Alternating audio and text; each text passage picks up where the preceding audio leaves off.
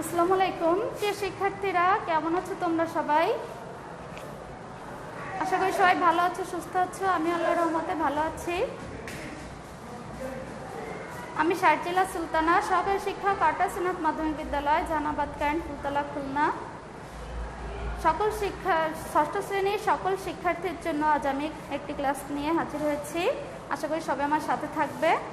আজকে আমি ষষ্ঠ শ্রেণীর বাংলা দ্বিতীয় পত্র বিষয়ের পত্র রচনা, কিভাবে পত্র লিখতে হয়, অর্থাৎ আমাদের যোগাযোগের একটি মাধ্যম পত্র রচনা, অর্থাৎ চিঠি লেখা। আমরা এখন সাধারণত নেটে যোগাযোগ করি, ইন্টারনেটের মাধ্যমে একে অন্যের সঙ্গে যোগাযোগ করি, মোবাইলে মেসেজ পাঠাই, চ্যাট করি। দূরের মানুষের সঙ্গেও আমাদের এই একই যোগাযোগের ব্যবস্থা। কিন্তু অনেক আগে, যখন এই ইন্টারনেটের সময় আসছিল না বা কোনোভাবে মোবাইল ছিল না, তখন কিন্তু যোগাযোগের একমাত্র মাধ্যম ছিল চিঠি। এই চিঠির মাধ্যমে দূরের মানুষের সঙ্গে আমরা যোগাযোগ করতে পেরেছি। আবার যে কোনো প্রতিষ্ঠানে, স্কুলে বা যে কোনো জায়গায় যদি কোনো অনুরোধের জন্য কোনো পত্র লেখা হয়, আবেদন করা হয়,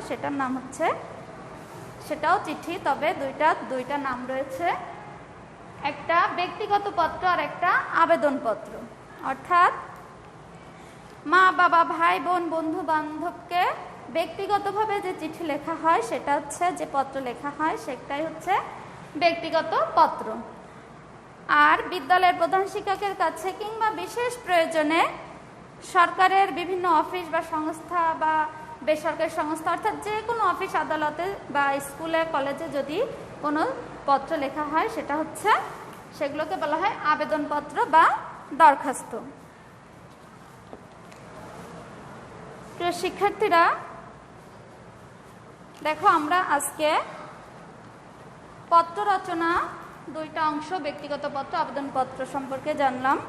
ব্যক্তিগত পত্রটা তোমরা অনেকেই হয়তো এখনো কোনোদিনও লেখনি, কিন্তু অনেক আগে এই যোগাযোগের একমাত্র মাধ্যম ছিলই কিন্তু এই ব্যক্তিগত পত্র। এখনো তোমরা ব্যক্তিগত পত্র কিভাবে লিখতে হয় এটা লেখার পর আশা করব বন্ধু বান্ধবীকে বা বাবা মার কাছে, যদি বাবা মা দূরে থাকে, বা ভাই বোনের কাছে তোমরা ব্যক্তিগত পত্র লিখতে পারবে, অর্থাৎ চিঠি লিখতে পারবে। ব্যক্তিগত যে পত্রটা রয়েছে,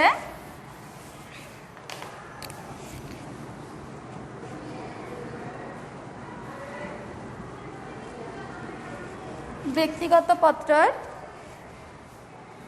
দুটো অংশ আছে, একটা বাইরের অংশ বা শিরোনাম। কয়টা অংশ? দুইটি অংশ। এক হচ্ছে বাইরের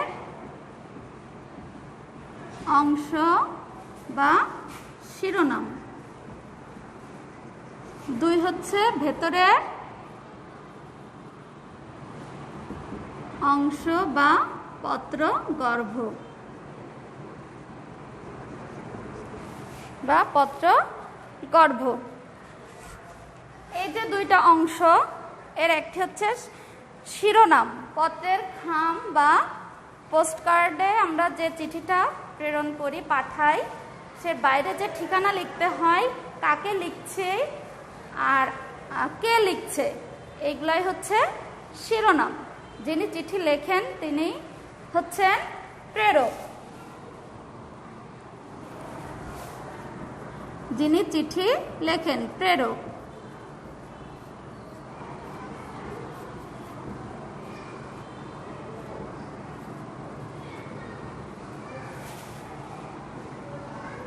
যিনি চিঠি লেখেন সেটা হচ্ছে প্রেরক, এবং যার উদ্দেশ্যে লেখা হয় সেটা হচ্ছে প্রাপক, বা কাকে তুমি চিঠি লিখছো সেটা হচ্ছে প্রাপক, যার উদ্দেশ্যে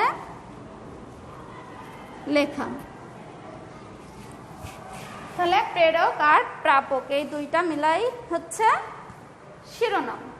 প্রাপক অংশে যার উদ্দেশ্যে লেখা হচ্ছে তার ঠিকানা থাকবে,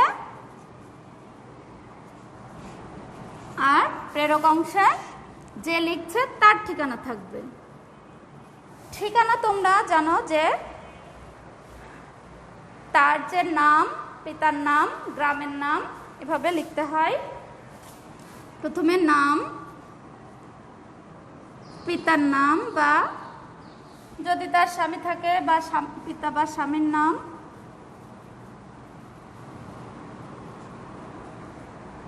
গ্রাম বা শহর এলাকায় হলে বাড়ি নাম্বার, তারপর রোড নাম্বার এগুলো দিতে হয়। গ্রাম এলাকায় মফস্বলে হলে গ্রাম,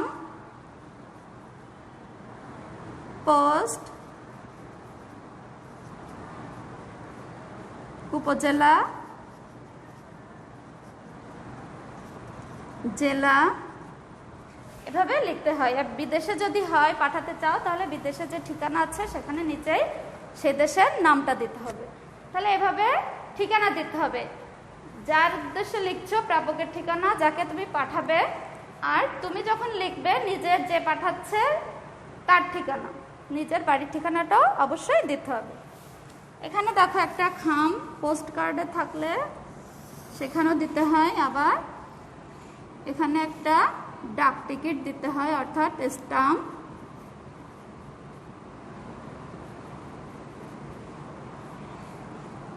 এখানে প্রাপকের ঠিকানা, এখানে প্রেরক,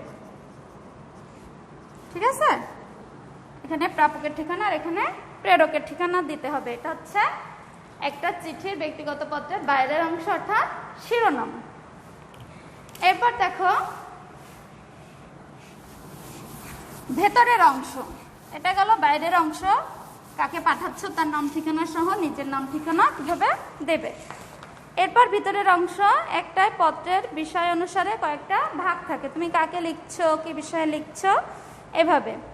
পত্রের উপরে ডান দিকে প্রেরকের ঠিকানা লিখতে হয়। একটা চিঠি যখন তুমি লিখছো, একটা কাগজ চিঠি লিখছো, মনে করো এটা একটা কাগজ, তুমি এই কাগজে চিঠি লিখবে, কি পৃষ্ঠা, পত্রের উপরের ডান দিকে প্রেরকের ঠিকানা, প্রেরক অর্থাৎ যে চিঠি লিখছে তার ঠিকানা, যে চিঠি লিখছে তুমি যদি লেখো তোমার ঠিকানা, ঠিকানার নিচে পত্র লেখা তারিখ দিতে হয়, তুমি কোন তারিখে লিখছো সেই তারিখটা দিতে হবে। পত্রের বাম দিকে প্রাপকের প্রতি সম্ভাষণ থাকে, অর্থাৎ বয়স ও সম্পর্ক অনুযায়ী সম্ভাষণের ভাষায় যে পার্থক্য থাকে সেই অনুযায়ী তুমি লিখবে, তুমি কাকে লিখছো। বাবা মা হলে প্রিয় বাবা মা, যদি বন্ধু হয় প্রিয় নাম লিখবে, প্রিয় অমুক বা প্রিয় সীমা বা প্রিয় রোহান, এভাবে লিখবে। এখানে তাহলে সম্ভাষণ লিখবে, অর্থাৎ যার যে সম্পর্ক সেই সম্পর্ক অনুযায়ী সম্বোধনটা লিখবে। গুরুজনদের উদ্দেশ্য হলে শ্রদ্ধেয় আব্বা, শ্রদ্ধেয় চাচা, শ্রদ্ধেয় ফুফু, এভাবে। আর ছোট ভাই বোন হলে প্রিয় বা বান্ধবী হলে, ছোট ভাই বোন হলে স্নেহের, যাতে তুমি স্নেহ করো তাদের স্নেহের, আর বান্ধবীরা হলে সেখানে তুমি প্রিয় লিখতে পারো। এরপর আসে পত্রের যে মূল বক্তব্য, তুমি কি বিষয়ে লিখতে চাচ্ছ। সেখানে পত্রটিকে কয়েকটা ভাগে ভাগ করা যায়। কেমন আছেন এই বিষয়ে যদি জানতে চাওয়া হয়, তো প্রথমে কার সঙ্গে অনেকদিন পর দেখা হলে আমরা অবশ্যই কুশল বিনিময় করি, কেমন আছেন এটা জেনে নিই, নিজেরটাও বলে থাকি। প্রথম অংশে তুমি সেটা লিখবে, সেটা লেখার পর আরেকটি অংশ, সেখানে তুমি আজকে কি বিষয়ে লিখতে চাচ্ছ মূল বক্তব্যটা দিয়ে সেখানে লিখে দিতে পারো। লেখা হয়ে গেলে সবশেষে দেখা হওয়া শেষে আমরা যেমন বলি যে আচ্ছা সবাই ভালো থেকো, আবার দেখা হবে, বাসায় বেড়াতে আসবে, এইভাবে তুমি আর একটা অংশ এখানে লিখবে। এটা হচ্ছে পত্রের বা চিঠির, ব্যক্তিগত চিঠির ভিতরে বিষয়বস্তু। সবশেষে তুমি কি দেবে, যে তুমি কে লিখছো। এখানে তোমরা জানো যে চিঠি শেষে ইতি দিতে হয়। ইতি দিয়ে যদি তুমি শ্রদ্ধেয় গুরুজনদের কাছে লেখো, শ্রদ্ধা দিয়ে শুরু করো, তখন তুমি স্নেহের সুমন বা স্নেহের জলি এভাবে নামটা দিয়ে দেবে। বান্ধবীদের কাছে হলে সেখানে প্রিয় দিতে পারো, তারপর ছোট ভাই বোনদের কাছে হলে বড় ভাই বা বড় বোন এভাবে দিতে পারো। বক্তব্যের শেষে সমাপ্তিসূচক শব্দ যেটা ইতি, সেটা শুভেচ্ছা, সালাম এগুলো দিয়ে লিখতে হয়। তারপর প্রেরকের নাম লিখতে হয়। অনেকে আবার চিঠির উপরে কি করে, ঠিক মাঝখানে মঙ্গলসূচক বাক্য লিখে থাকে, যেমন আল্লাহ তোমার ভালো করুন অথবা আল্লাহ সর্বশ্রেষ্ঠ, এভাবে যে কোনো একটা বাক্য এখানে তোমরা লিখতে পারো। তোমাদের যদি লেখার ইচ্ছা থাকে তাহলে লিখবে। এতে যে পত্র লেখক তার মনে হয় যে সে ধর্মের প্রতি অনেক বিশ্বাস করে, তার ধর্মবিশ্বাসের তার প্রতিফলনটাও ঘটে থাকে। এইভাবে একটি পত্র গর্ভ শেষ করতে হয়। তাহলে দেখো প্রিয় শিক্ষার্থীরা, এই যে চিঠি, এই চিঠিটা খামের ভিতর, অর্থাৎ যে খামটা তুমি শিরোনাম লিখেছ, বাইরের অংশটা রয়েছে, তার ভেতরের অংশ পত্র গর্ভটা দিয়ে তুমি পোস্ট অফিসে চিঠিটা পোস্ট করে দিতে পারো, তবেই একটি ব্যক্তিগত পত্র সুসম্পন্ন হবে। তাহলে প্রিয় শিক্ষার্থীরা, আশা করব তোমরা সুন্দরভাবে বুঝতে পেরেছো এবং বাকিটা তোমাদের পাঠ্য বইয়ে দেওয়া আছে, আর সুন্দরভাবে পড়ে আমার আলোচনার সঙ্গে মিলিয়ে নেবে। কোথাও সমস্যা হলে অবশ্যই আমার সঙ্গে যোগাযোগ করবে। এবং সেই সাথে তোমাদের একটি বাড়ির কাজ থাকবে,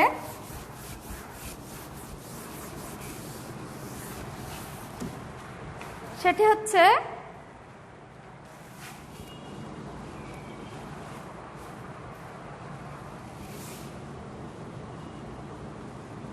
পরীক্ষার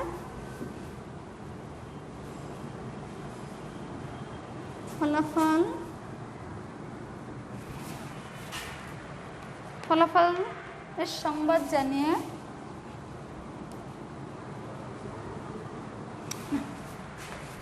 একটু দিই।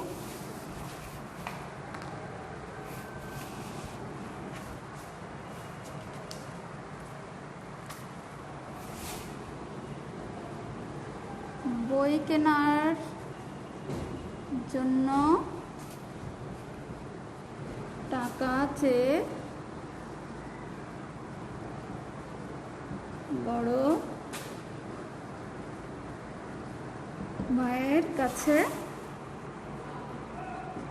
বড় ভাইয়ের কাছে একটি পত্র লিখুন।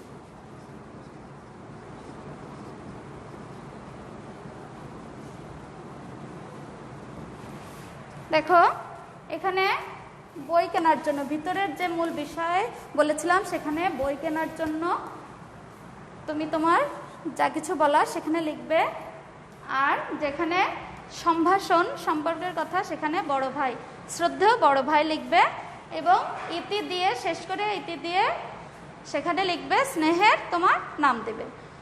আর খামের উপরে ডান সাইডে অবশ্যই কি করবে, প্রাপকের নাম, তোমার বড় ভাইয়ের নাম, ঠিকানা দেবে, এবং বাম পাশে প্রেরক, তুমি চিঠি লিখছ সেই তোমার যে ঠিকানায় তুমি আছো এখন, সেই ঠিকানাটা দিয়ে দেবে। অবশ্যই চিঠি লিখে শেষে খামটা আঁকবে এবং খাম এঁকে দুজনের ঠিকানা দুই পাশে দেবে, এবং খামের উপরে ডান সাইডে যে ডাক টিকিটটা দেখেছিলাম সেখানে অবশ্যই ডাক টিকিট লিখবে, তা না হলে কিন্তু চিঠিটা সম্পন্ন হবে না।